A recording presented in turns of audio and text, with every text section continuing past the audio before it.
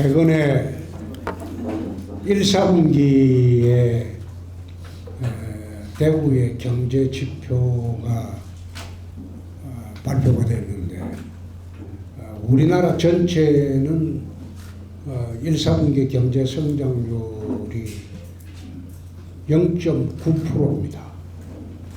근데 대구의 경제 성장률은 3.8%입니다. 4배가 넘었어요.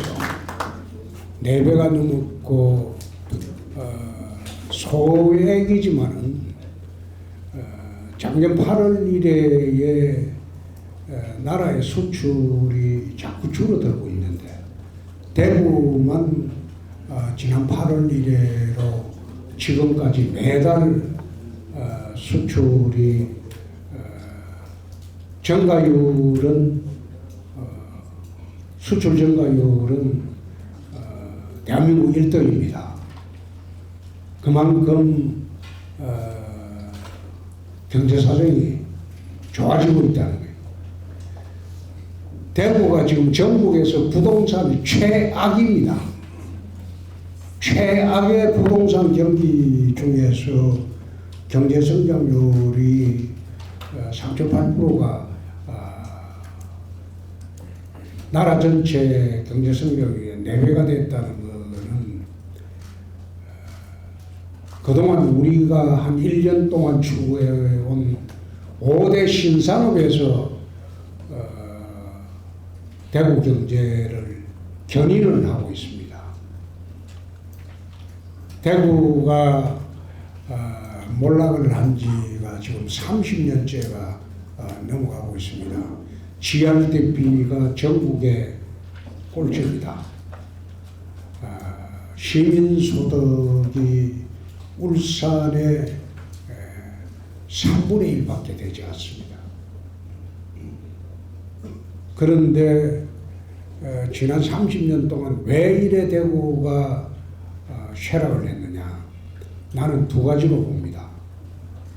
첫째가 섬유산업이 사양산업으로 넘어가면서 대체산업을 구하지 못했다. 대구의 주력산업을 새로운 대체산업을 구하지 못했기 때문에 섬유산업이 쇠퇴하면서 대구가 전 산업이 다 쇠퇴하기 시작했다. 이 주력산업이 없는 거죠. 그리고 두 번째는 대구 특유의 폐쇄성입니다. 폐쇄성. 일부 기득권 카르텔들이 딱 뭉쳐가지고 자기들끼리만 하려고 하는 인재도 배척하고 경쟁인들도 외부에서 오는 건 다 배척을 해요. 그렇게 하다 보니까 지역 산업이 쪼그라들고 인재가 고갈이 되고 그 지역의 특유의 폐쇄성입니다. 그걸 깨지 않고는 대구가 도약하기는 어렵다.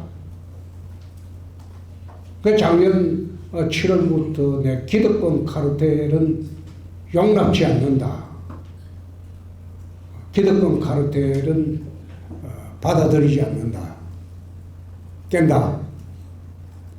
철저하게 기득권 카르텔의 대구 사회 전체가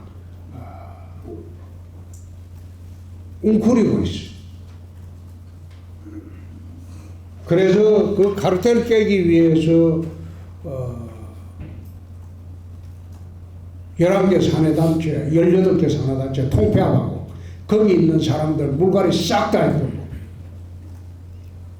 다 바꾸고 인재는 공정하게 채용을 했습니다.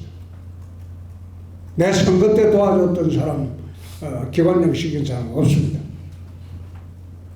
나는 지난 선거 때 시민들의 도움을 받았지 사람들의 주변 척견들 도움받아갖고 내 시장된 사람 아니에요. 그래서 소위 신세진 사람이 없어요. 그러니까 모든 산하기관이나 장을 뽑을 때도 개인적인 친분으로는 절대 뽑지 않습니다. 다 인재 대변인이 되겠어요. 우리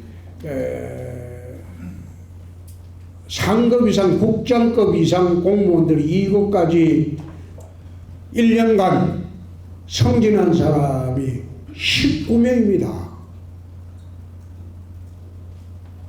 대구시에 1년에 상급 승진하는 사람이 2, 3명입니다.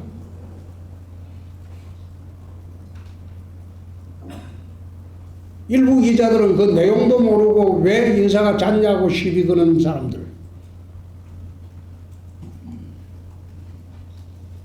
19명을 전부 승진시키고 그 승진시킨 게 1년간 승진한 게 19명입니다. 국장급이 19명을 다 교체하고 내보내고 그리고 발탁을 했어요. 아마 지난 1년 동안 지금 승진한 사무관 이상 승진한 것은 지난 한 5년 이상 승진한 사람보다 더 많이 승진시켰어요. 그 승진시킬 때는 연공서열로 하지 않습니다.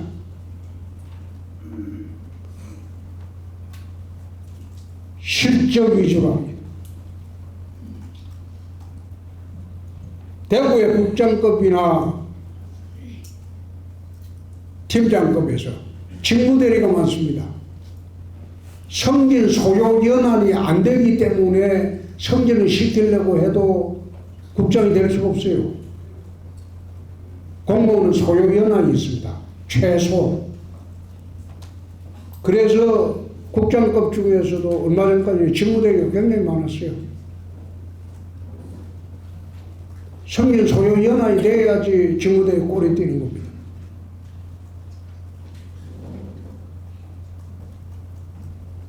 인재도 외부에서 많이 데리고 왔어요. 능력 있는 사람들. 그래서 기득권 카르텔을 철저히 깨보자는 겁니다.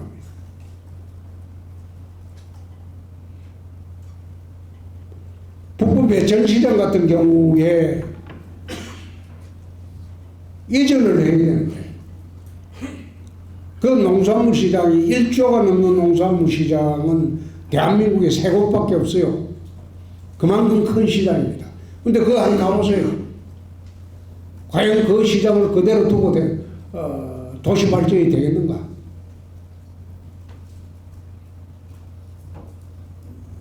한때는 외곽이었지만 지금 도심이 되어버렸어. 그럼 그 외곽 이전을 해야 돼요. 외곽 이전을 하려고 몇 번 시도했는데 안 되는 게 그 안에 있던 운영 종사자들이 자기들 기득권 때문에 못 나가겠다. 못 옮긴다.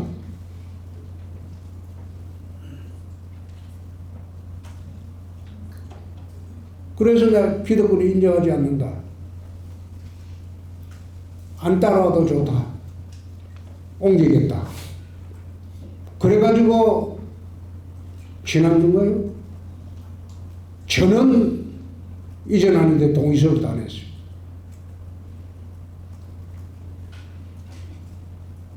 얼마 전에 도축장도 그래요. 대구에서 전국 17개 광역단체 중에서 도축장을 운영하는 것은 유일하게 대구시밖에 없습니다. 근데 그 도축장이 어느 특정 기업에 53년간 특혜를 누렸어요.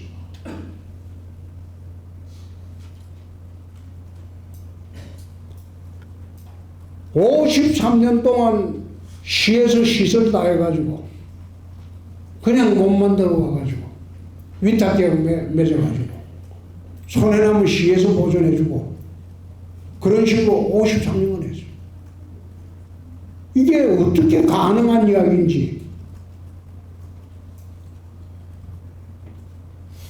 뭔가 이게 잘못된 행정이다, 잘못된 카르텔이다. 서로 눈 감아주고 밀고 땡기고 그렇게 해서 해먹은 게 53년이라고.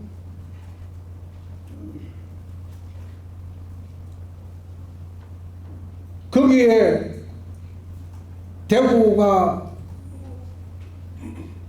위탁자한테 받는 게 수수료 1%라는데 광주, 인천은 5%입니다. 그런데 그걸 1%가 이게 말이 되냐? 광주, 인천 수준으로 올려라. 그래 하니까 시의회에서 꼭 지고 안 올려줘요. 그러니까 대구가 올라가는 겁니다. 외부의 사람들 들어오는 걸 차단하고 못 들어오게 하고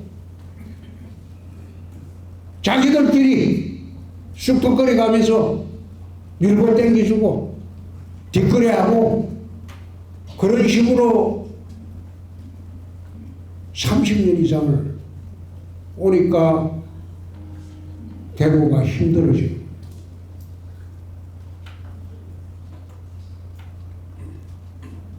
취임할 때 그런 이야기를 했어요. 대구는 조선시대 이래로 일제강점기까지 한반도의 3대 도시였다. 서울, 평양, 그 다음 대구였습니다. 그게 600년 이상 그렇게 해왔어요.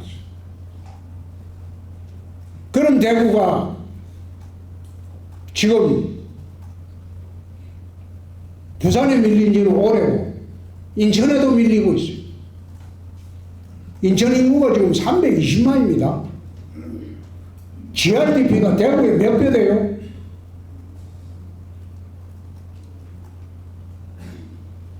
남북한을 통틀어서 한반도의 3대 도시였던 대구가 지금 남한을 기준으로 해도 4번째 도시 되고 곧 대전의 느낌입니다. 왜 이래 올라가는데? 자손들이 떠나가고 있어요. 내 15년 전에 국회에 있을 때 경북대학 특강을 봤는데 경북대학생들이 질문이 가장 중요한 게 대구로 고담시티라고 그랬어요. 15년 전에. 고담시티가 뭔가 하면 배트맨에 나오는 무질서하고 더럽고 추접고 사람이 떠나가는 도시. 배트맨 영화에 나오는 고담시티가 그걸 경북대학생들이 대구를 고담시티라고 하더라고요. 살기가 싫다는 거예요.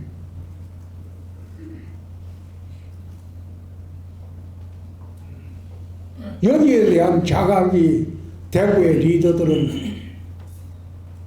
없었습니다. 내가 중앙에서 정치할 때 대구 국회의원들, TK 국회의원들한테 그렇게 야단치고 많이 했어요. 야, 거기가 선출직이냐? 거기는 막 임명직이야, 임명직. 국회의원은 다 국회의원인 줄 알아? 제대로 선출직 국회의원은 수도권밖에 없어? 야, 그런 식으로 야단치고 있어요. 그러면서 임명직을 당에서 했으면 제대로 일어나야 하고. 근데 제대로 일하는 사람은 별로 본 일이 없어요.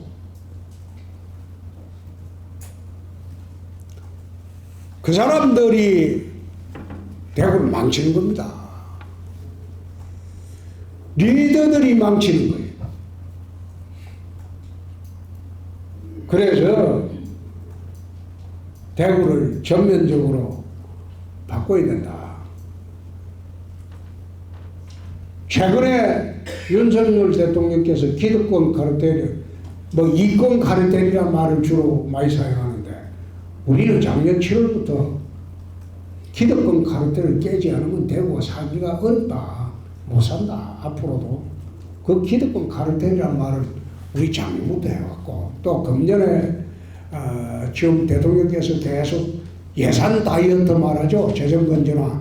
우리는 작년 7월 1일부터 이미 금년도 예산을 편성할 때 작년 연말에 지방채를 단 1원도 발행하지 않는 예산을 편성했어요. 원래 예산 편성할 때 지방채를 3천억, 4천억 발행해서 그걸 부족한 예산에 편성합니다. 그런데 민선 들어오고 처음으로 30년 만에 처음으로 지방채 발행을 전혀 안 했어요. 지방채 발행 안 하고 예산을 편성했어요. 다이어트 예산을 편성했어요. 우리는 이미 작년 연말에 다 했어요. 그런데 대구 언론에서는 그게 무슨 말인가 잘 모르더라고. 지방채 발행 안 하고 예산 편성하는 거는 대구밖에 없습니다. 정부에서는 예산 편성할 때 국채를 발행합니다. 매년 국채 발행해서 외상으로 예산 충당을 해요. 매년 그래요. 지방정부는 지방채 발행해서 예산 충당해요. 근데 대구가 유일하게 작년에 예산 편성할 때 지방채를 단 한 푼도 발행을 안 했어요. 매년 수천억씩 빚을 집니다. 예산을 한 푼도 비치지 않고 예산 편성을 했고 또 작년에 7월에 들어왔고 11월에 2천억 빚을 갚았어요. 10몇 년 만에 처음으로 빚 갚게 하자. 이 전부 우리 자식들이 갚아야 할 돈인데 대구가 그 사이에 예산 대비 채무 비율이 전국에서 2등이 2등을 높아요.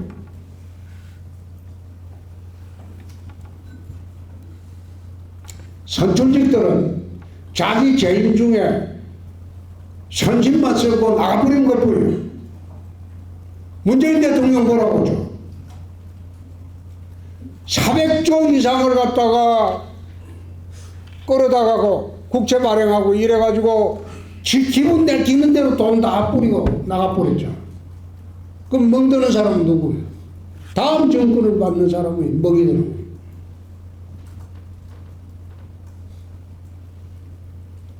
그래서 원래 선출직들의 생리가 그래요.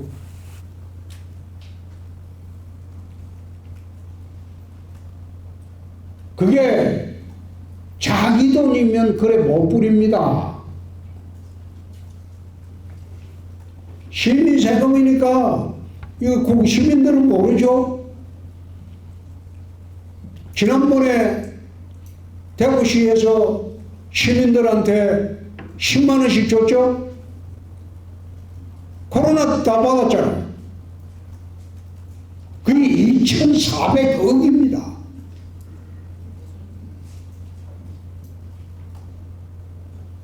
그때 내가 그런 이야기 했어요. 지방정부에서 2,400억 만들기가 진짜 어렵습니다. 거의 불가능해요. 근데 그 돈을 어떻게 추석 때 뭐 용돈 주듯이 10만 원씩 시민한테 뿌리냐. 2,400억이면 감염병 그 예방센터 국가에 지어달라고 막 가소연하지 말고 1,500억이면 그건 짓는다. 그런 걸 했어야지. 그걸 갖다가 내가 영남일보 매일신문 기자들한테 야, 인마 그거 정상이 아니지 않느냐. 그거 못 뿌리고 하라고 해. 기사 쓰는 한 것도 없더라고.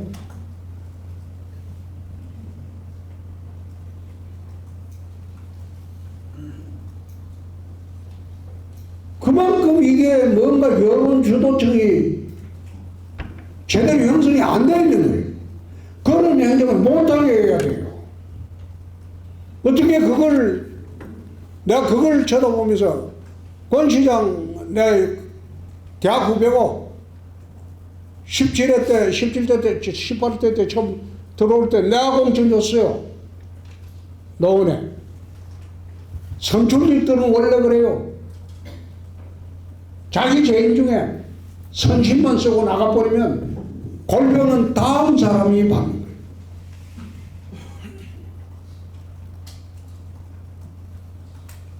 작년 7월에 들어와서 예산 다이어트 한다. 절대 허투루 쓰는 예산 없다. 내가 우리 직원들한테 야 임마 그게 네 돈이라면 그걸 쓰겠냐? 시민 세금을 내 돈이라고 생각하고 집행해봐라. 그래 못 쓴다.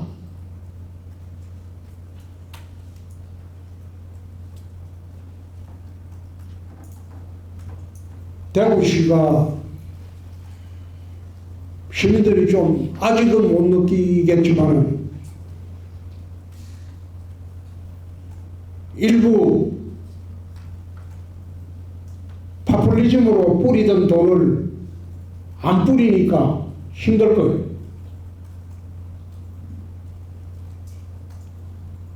지금 대통령께서 시민단체 보조금 주고 하는 거 있죠? 그 전부 없애고 정리한다고 그러죠? 대구시는 작년 7월 1일부터 그랬어요. 전부 전수조사해라. 시민세금이다. 그래갖고 작년부터 우리는 보조금 다 끊어버렸어요. 그런 보조금은 안 주는 게 맞다. 그 정부가 지금 뒤늦게 하고 있는 거예요. 대구시 하는 거 보니까.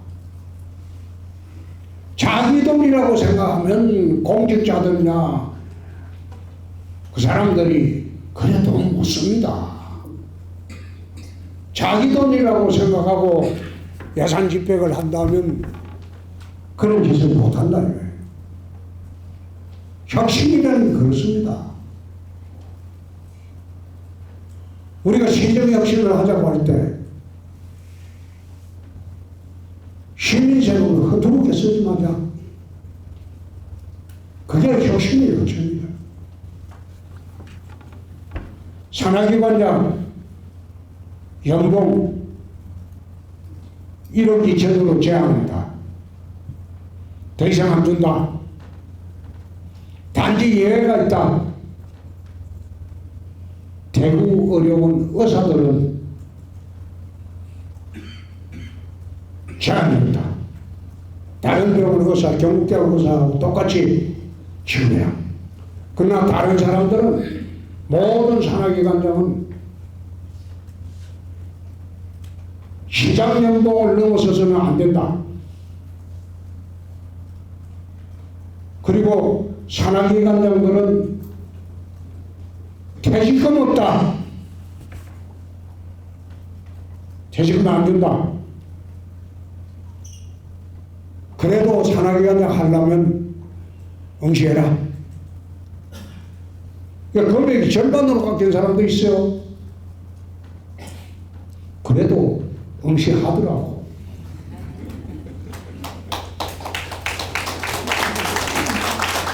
지금 대구가 혁신한 거는 인적 혁신도 하고 제도 혁신도 하고 공무원 혁신도 합니다. 그래 전방위적으로 합니다.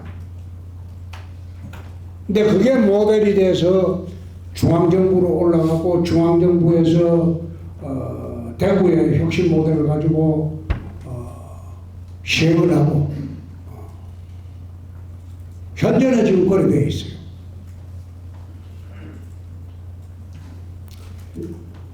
대구가 살기 위해서는 내 신공항을 왜 해야 되느냐.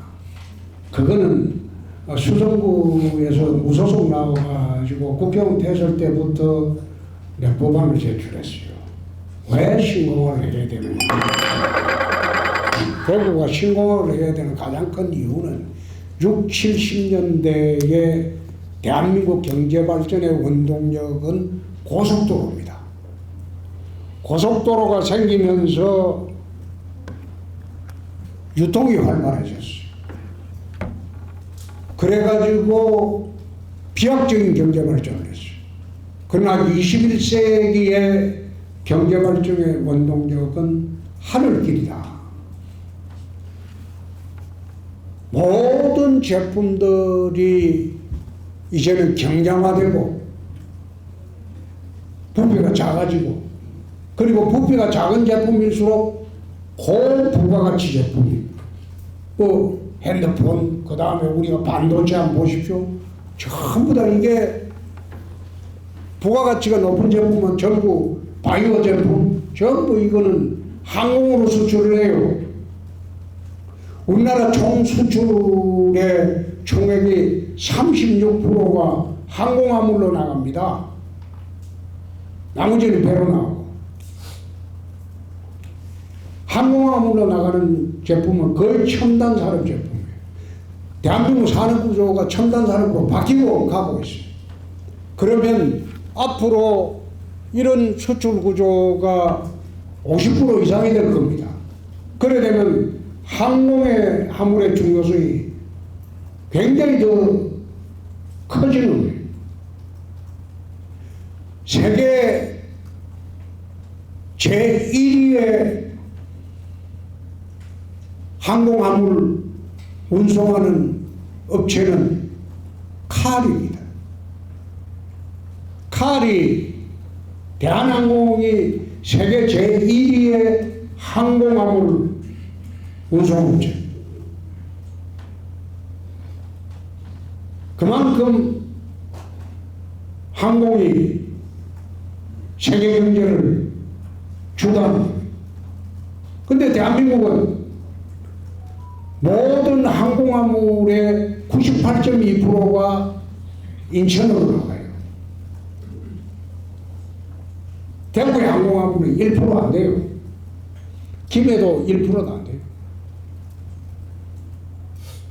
그러니까 첨단 산업 제품들이, 첨단 산업들이 수도권 이남으로 못 내려와요.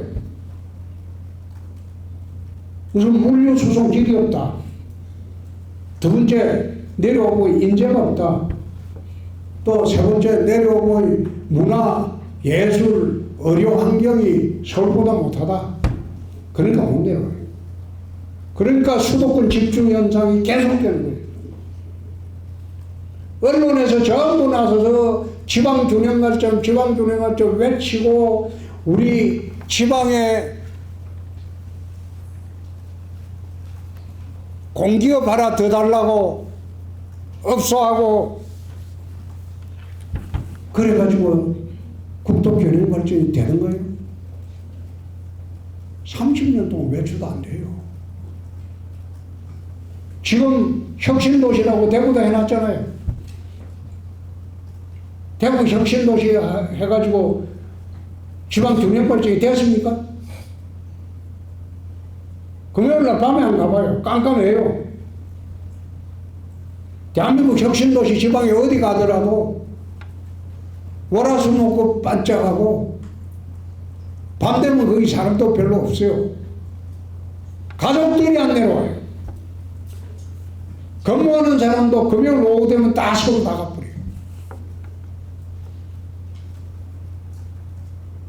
억지로 와 있는 거예요. 그래가지고 어떻게 국토균형발전이 되고 지방화 시대가 됩니까? 산업이 재배치돼야 돼요. 산업이 재배치가 되려면 수도권에 있는 첨단 산업이 밑으로 내려오시니 여건 마련해주고, 환경 마련해주고, 가족들이 쉴 수 있는 공간 마련해주고, 교육, 문화, 의료 다 충족시켜주면 뭐 하려고 서울 살아요? 그렇게 하는 것이 지방에 사는 길이고, 나라가 균형 발전하는 게. 그래서 대구는 내륙도시이기 때문에 하늘길이 필요한 거예요.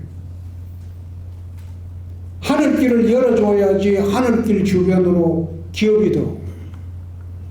그리고 거기에 문화시설, 의료시설, 교육시설을 우리가 마련해 줘야 돼요.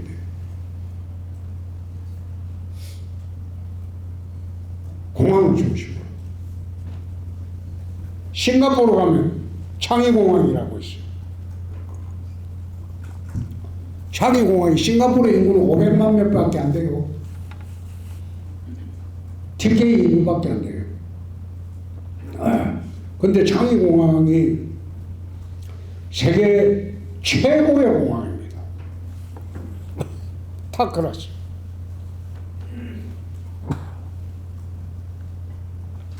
싱가포르 창의공항 만들 때 500만 그 인구 보고 만들겠어요? 그렇지 않아요.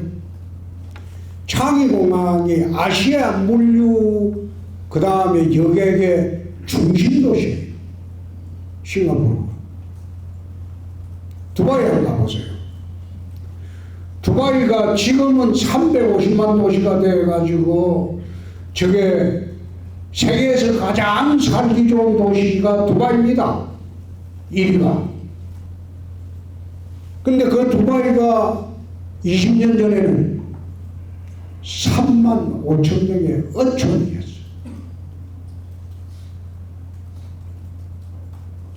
그냥 지중해 홍해에 고기 잡아먹던 사람들이에요. 인도양가 쪽에. 근데 지금 100배가 커졌어요. 두바이가 어떻게 커졌을까요? 거기 석유가 많이 나니까 석유 돈으로 도시를 키웠다. 천만에.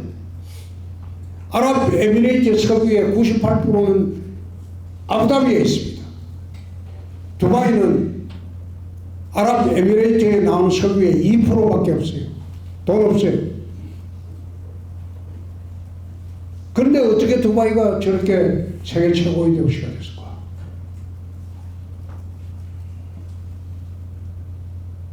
기업이 들어올 투자 유치 환경을 마련해 준 겁니다. 두바이는 법인세 없어요. 소득세도 없어요. 마음대로 돈 벌어도 세금 안 내요. 투자 유치의 조건을 다 만들어준 거예요. 그러니까 세계의 자본들이 두바이로 봅니다. 그 사람들은 제도를 바꿔가지고 세계 최고의 도시가 돼요.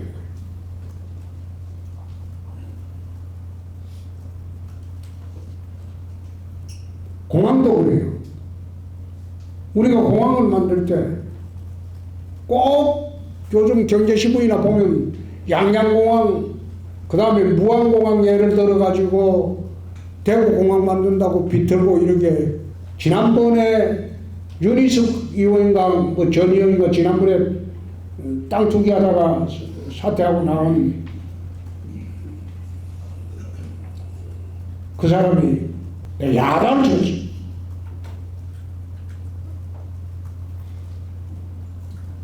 공항이 왜 앞으로 대한민국의 국토 균형 발전이나 신산업의 거점이 되는지 자세히 페이스북에 설명했죠. 그 지금까지 반박 안 해. 공항을 만들어야지.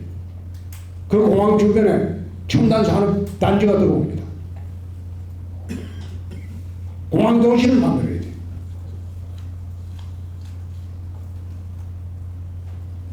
대구 경북이 살 길이 그거밖에 없어요.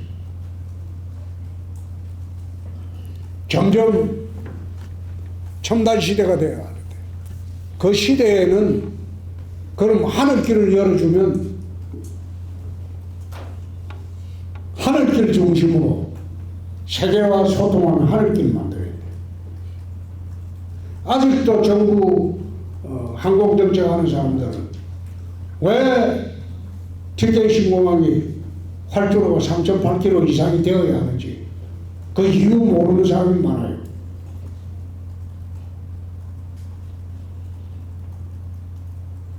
인천공항의 활주로가 3.8km가 두 개고 4km가 두 개입니다. 중수송기, 중화물기, 에어버스, 장거리 노선 가는 대형 항공기를 떠려면 활주로가 3.5km 이상이 돼야 돼. 안전하게 하려면 3.8km 이상이 돼야 돼. 그 앞에 활주로는 지금 동천공항의 활주로 가지고는 동남아밖에 못 갑니다. 여기서 LA 못 가요. 그 비기에 뜰 수 없어요. 유일하게 중수송기나 대형 배기에 뜰 수 있는 공항은 대한민국의 인천밖에 없습니다.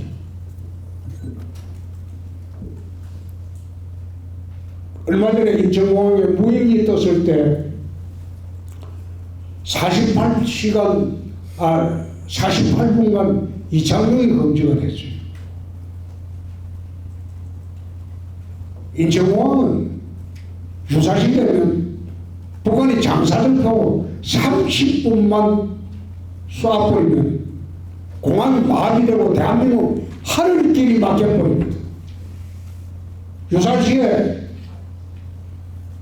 전쟁 물자가 외국으로부터 들어오는데 탱크나 이런 거는 수송기로 들어오는 경우도 있어요. 배로도 들어오고, 배로도 들어오려면 한 달, 두 달 동안 걸리기 때문에 신속히 하려면 중수송기로 뛰어야 돼. 그 중수송기가 내리려면 내릴 때가 인천공항뿐이야. 근데 전쟁이 시작되면 제일 먼저 장사정부로 인천공항부터 때릴 뿐인데, 인천공항 발표에 들어오면 외국에서 들어오는 중수송기는 전쟁 물자 못 들어옵니다. 그래서 후방에 중수송기 뜰 수 있고 세계로 가는 대형 여객기가 뜰 수 있는 공항을 새로 하나 만들어야 됩니다. 국가안보상. 그렇게 하지 않고 이대로 놔두면 대한민국 힘으로는 북한 대적하기 어렵습니다. 더구나 핵무기까지 지금 뭐 30개가 있다, 50개가 있다 그러는데 심지어 100개 있다는 말도 있어요. 그게 뭐 전부 김대중 노무현 문재인 때 다 만든 거지 뭐.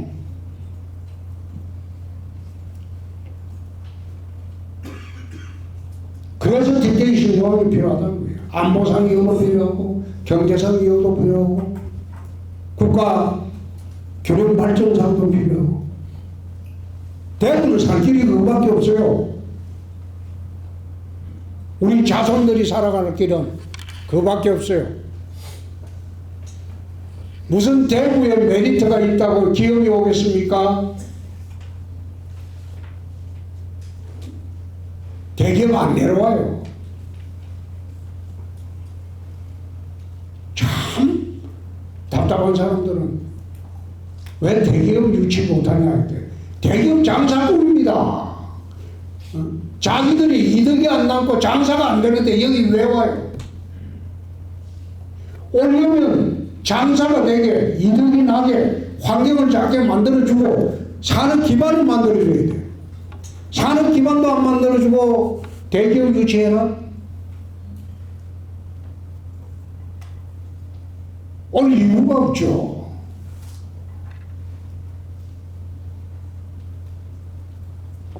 그래서 이제 공항의 특별법이 처음 시작할 때는 처음에 특별법 내가 발의할 때 대구 경북의 국회의원 중에 사인한 놈이 딱 3명 있어요. 10명을 채워야 발의를 하는데 할 수 없이 7사람은 다른 지역 국회의원들 설득해서 사인 받았어요.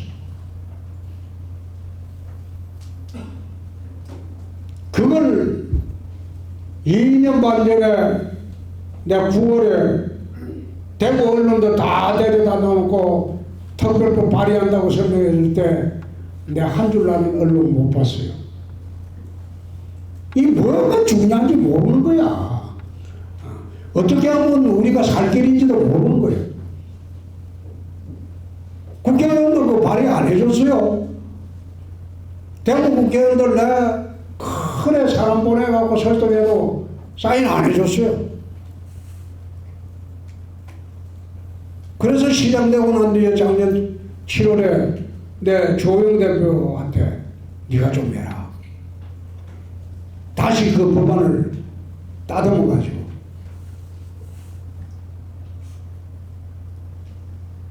그래서 조영 대표가 원내대표를 했는데 또 한 번 해야 할 때 공항특별법 발의했는데 네가 원내대표를 해야지 따라오지.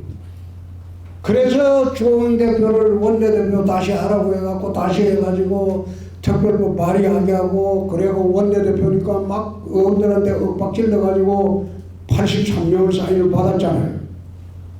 그래가지고 그래도 안 돼가지고 광주에 강기정 시장이 자기들도 광주공항 이전한다는 게 좋다.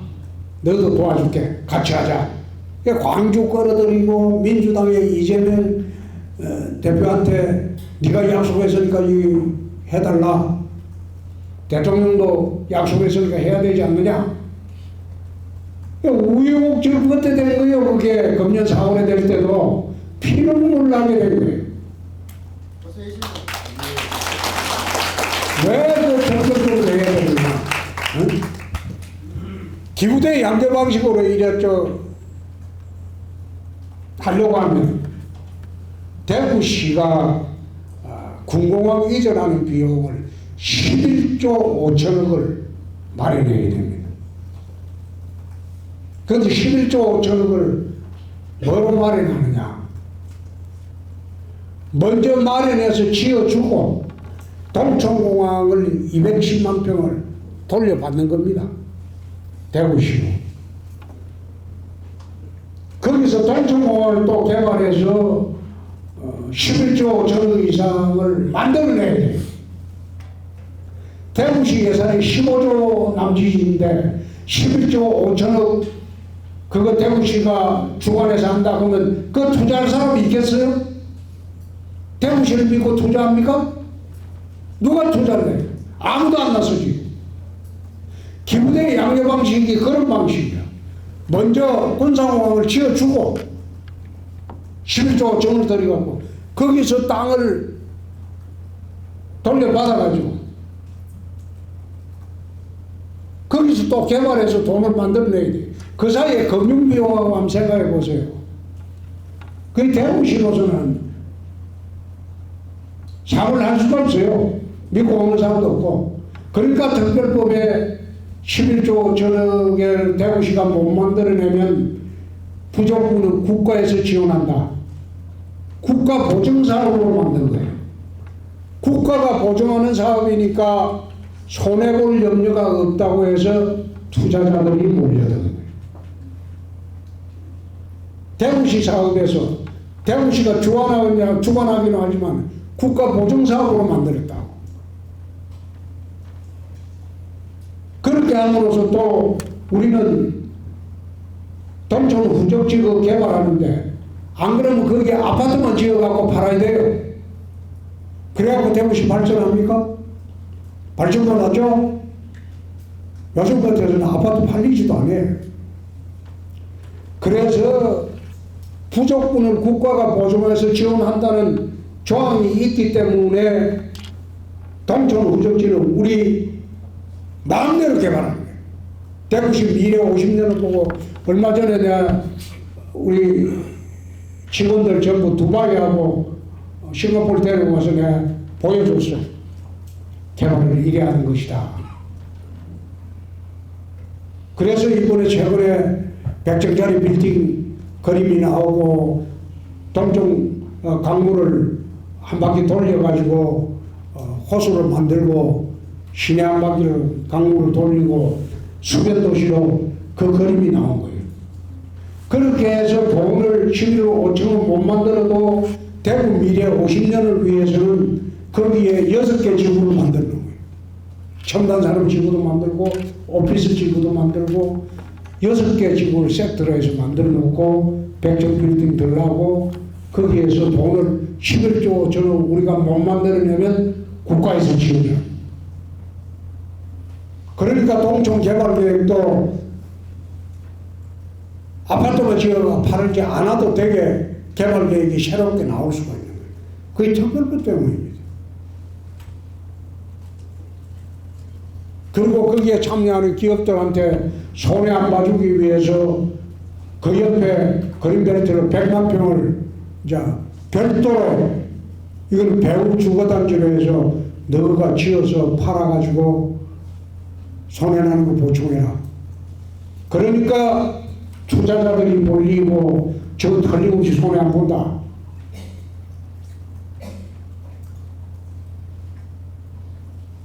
SPC 구성은 그렇게 해서 현재는 가능하게 된 거예요. 그렇지 않고 그대로 놔뒀으면 SPC 그 특수목적부문에 들어올 사람 아무도 없어요.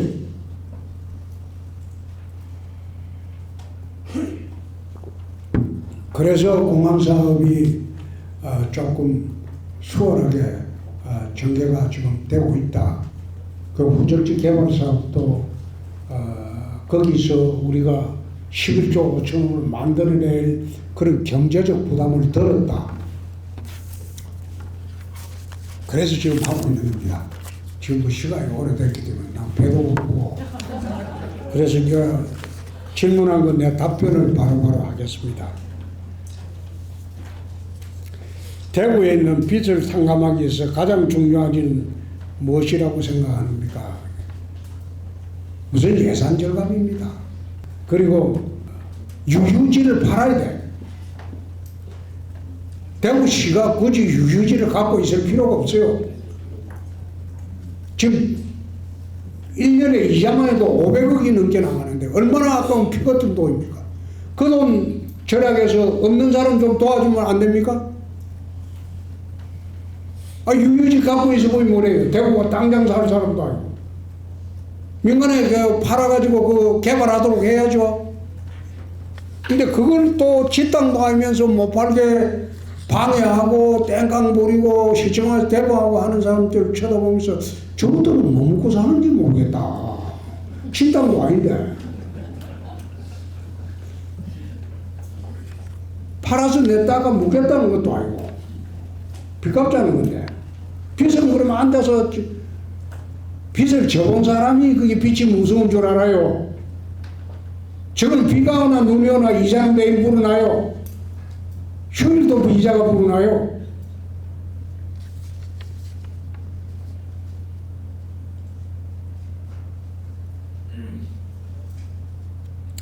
부드럽고 품격 있는 어투로 이미지 변화를 주시면 좋을 것 같아요. 왜 말래 이해를 하는데 나 평생 이래 살았어. 이제 나이 곧 70입니다. 금년에 68입니다.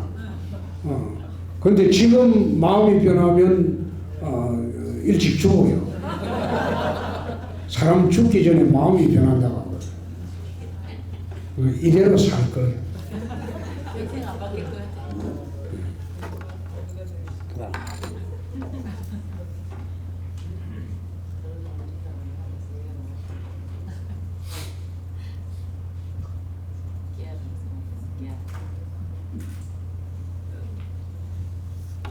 매천시장에 묻는데 매천시장은 이전을 안 할 수가 없습니다. 거기 한번 가보시면 알겠지만은 이미 그쪽은 도심이 되어 버려가지고 거기에 시장을 놔둘 수가 없어요. 더 이상 뭐 이전하고 개축하고 할 수도 없어요. 그래서 이전하기로 여기는 확정이 됐습니다. 확정이 됐고 이전 가는 부지는 그 어디야 달성군 뭐 합인면 합인 쪽으로 거기에 북구 어딘가 뭐 거기하고 두 번째 경쟁이 붙었는데 합인 쪽에서 우리 시에 제시하는 거는 달성군에 땅을 한 2천억을 내놓겠다고 해서 얼사좋다 그거 걸러갔어요. 네.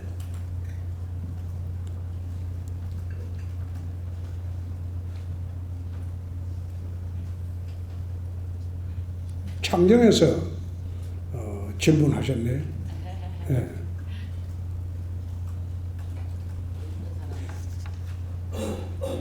창녕을 살릴 수 있는 방법이 어떻게 하느냐?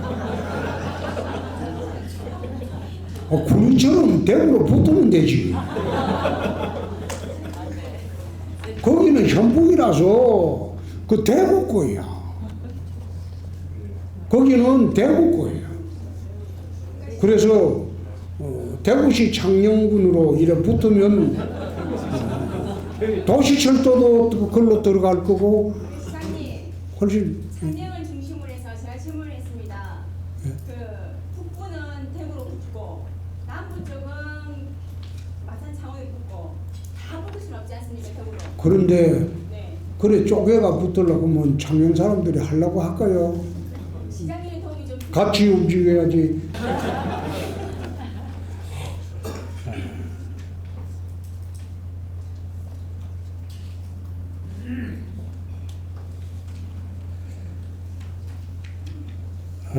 말투가 공격력으로 하기 때문에 적이 많다고 하는데 제가 적이 많아요. 제 싫어하는 사람들은 말 참 많아요. 그런데 그래도 40년 공직생활을 금년으로 40년째 합니다. 검사 11년하고 법조 13년하고 정치 이제 27년을 하니까 그래도 안 죽고 여태까지 살고 있잖아요. 누가 뭐 공격하든 말든 나는 그 공격받으면 받을수록 더 오기가 생겨가지고 더 잘합니다.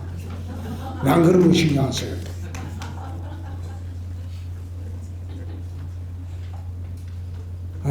남부선 지상철 이거는 우선 지상철 4호선부터 하고 남부선을 하려고 하는데 이번에 가창면이 들어오면 가창면까지 해서 수성 남부선을 하려고 했는데 좀 유감스럽게 됐네요. 가창면 사람들도 참 아깝게 됐습니다.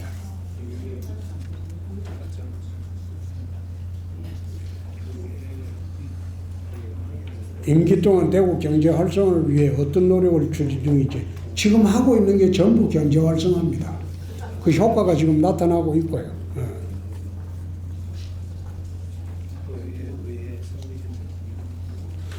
지금 킬러 문항으로 불거진 수능에 대한 생각은 저는 윤석열 대통령 생각하고 똑같습니다. 이 킬러 문항이라는 게 어떤 게인가 하면요. 학원 선생하고 출제자하고 모종의 미량이 있어가지고 그런 문항이 수험생들이 듣도 못한 문항을 하나 제출하고 그게 입시 당락의 좌우를 학교가 바뀌는 거예요. 근데 그 하나 킬러 문항 마친 그 강사들 전문가 쪽집게 강사들 걔들은 수백억씩 벌죠. 킬러 문항이니까 그렇게 해서 생기는 거예요. 내가 대학을 입학을 할 때 나는 원래 문과가 아닙니다. 이과입니다. 영남고등학교 다닐 때 이과를 다녔어요. 경북대학 의과대학 가기 위해서 공부를 했어요. 그런데 대학 입학시험 한 달 앞두고 그때는 본고사를 봤어요. 집안에 무슨 일을 생기는 거 보고 내가 법과대학 가야 되겠다. 검사를 해야 되겠다. 그래서 법과대학으로 바꿔서 시험 보는데 그때는 문과에서 이과 가고 이과에서 문과 가기는 거의 불가능하던 시대예요. 지금하고 달라서. 문과에서 이과로 가면 수학 2를 해야 되는데 미적분을 안 해요. 그러면 수학 2의 절반은 빵점 먹어야 돼요. 그게 문과에서 이과를 못 가요. 본고사에 그 시험이 있으니까. 또 이과에서 문과를 하려면 국어 고문을 빵점 먹어야 돼요. 안 가르쳐줘요. 그래서 대학 입시 한 달 앞두고 이과에서 문과로 바꿨는데 수학은 자신 있었죠. 수학이 2를 공부를 했으니까 문과보다 더 많이 했으니까.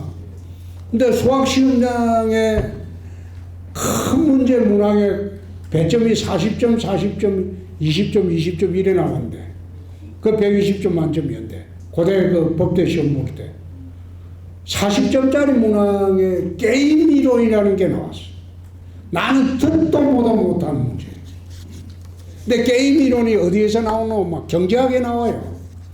대학 1학년 들어갈 때 대학 1학년 고대 교양 수학책에 게임 이론이 나와요.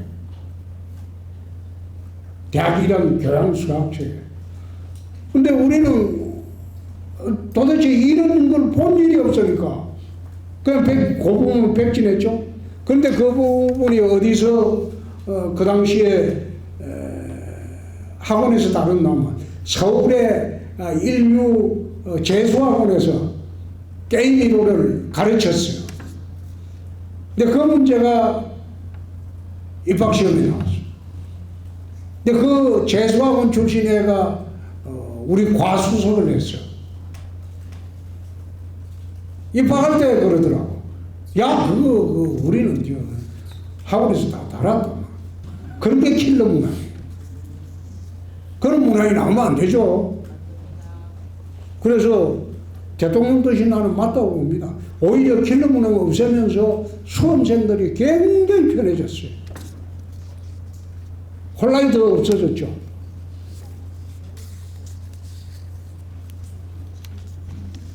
차기 대통령 후보 이거는 4년 뒤에 이야기할게요.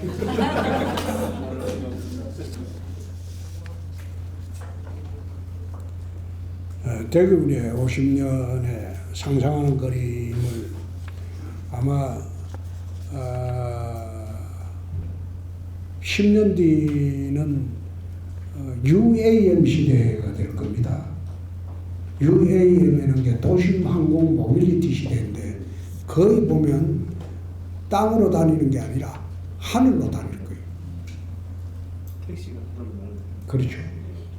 그 우리가 공상과학 영화에 나오는 그런 시대가 10년 뒤에 옵니다. 저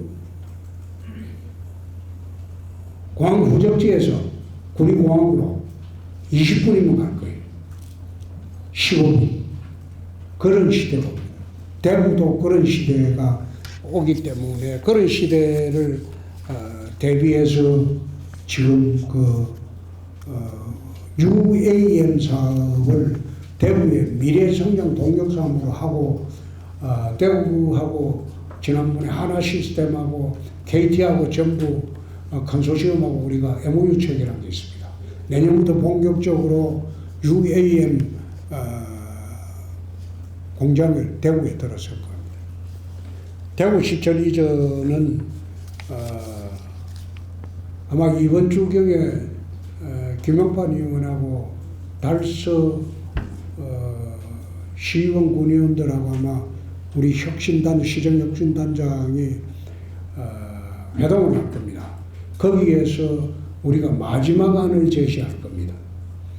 그 안을 받아들이지 않으면 재임 중에 시청은 지을 수가 없습니다.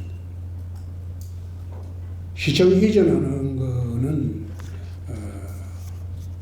현재 추사들은 5천억 가량 됩니다. 여러분 빚내서 시청 지어볼까요?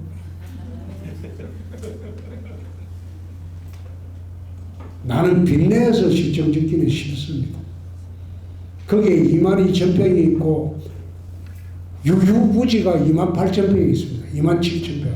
나는 27,000평 그거 유유부지를 팔아가지고 22,000평 내에서 시청을 짓자는 거고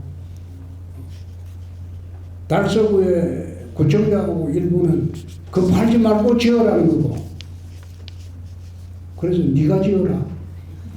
내가 들어갈게. 난 돈 없다. 빚내서는 절대 시청 안 됩니다.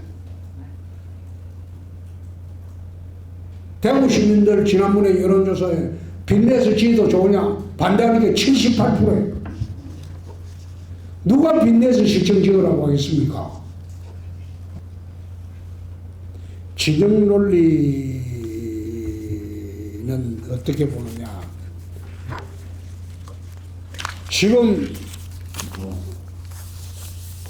민주당이 저렇게 이재명 대표가 사정에 몰려 있고 부패로 몰려 있어도 지지율이 나오는 것은 친정 논리입니다.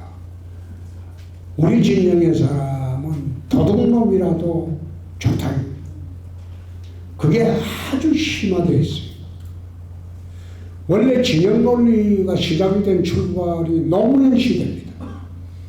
노무현 대통령부터 좌파 우파가 쫙 갈라지면서 보수 진보라고 말 안 하고 좌파 우파라고 서로 말하기 껄끄러우니까 보수 진보로 말하면서 쫙 갈라져 가지고 서로 자기 길을 가는 거예요.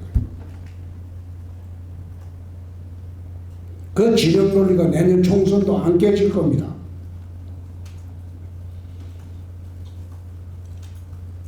내가 지지하는 사람은 어떤 나쁜 짓을 해서도 안 믿는 거예요. 설마 나쁜 짓 해도 그게 뭐 대수냐.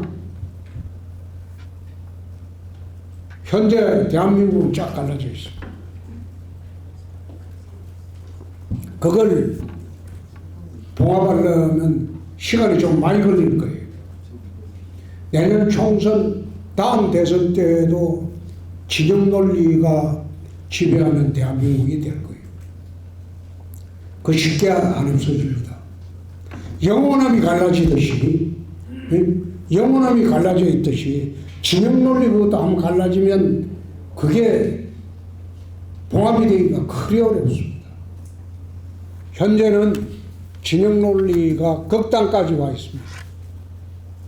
당분간은 이게 완화되기 어려울 겁니다.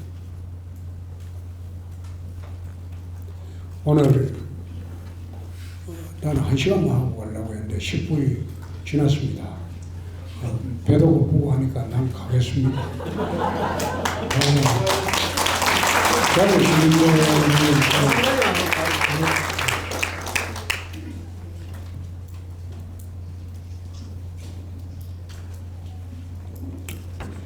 일본 한강과 낙동강 물길을 연결하자. 이거는 충청북도의 김영환 지사가 저한테 제안한 겁니다. 남한강에 수량이 풍부하니까 남한강 물을 영주댐으로 보내고 영주댐에서 안동댐으로 보내고 낙동강 그렇게 하는 게 어떠냐. 참 김영환 지사 고마운 제안을 했어요.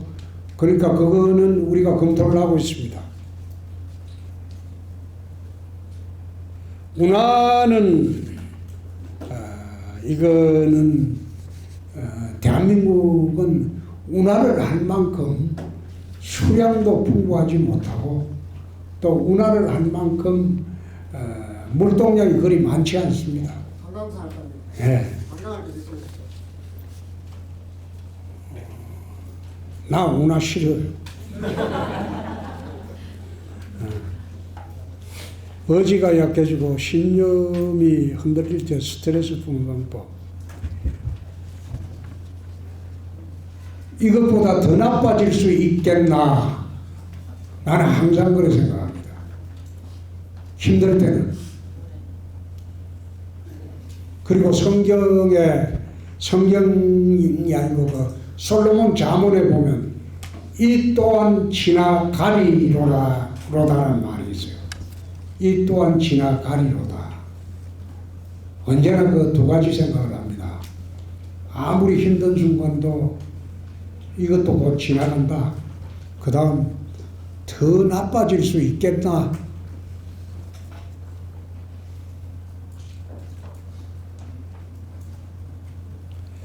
지금까지 홍준표를 이래 만든 것은 제 엄마입니다.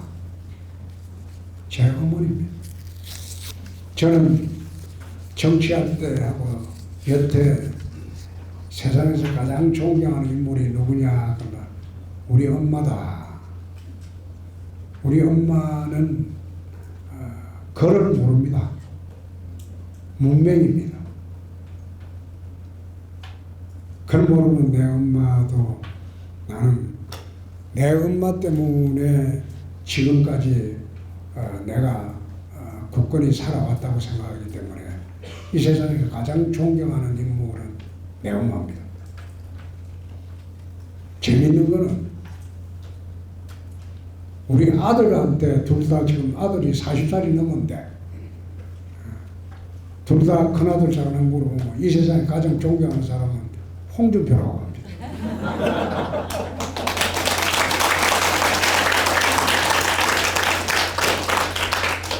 어느 방송에 나가서 가장 존경하는 사람 누구냐? 아마 이순신 세종대왕 앞에 사람이 다 이야기하고 난 뒤에 내 차례가 됐을 때 내 엄마가 그랬어요. 나는 그분들도 훌륭한 사람이지만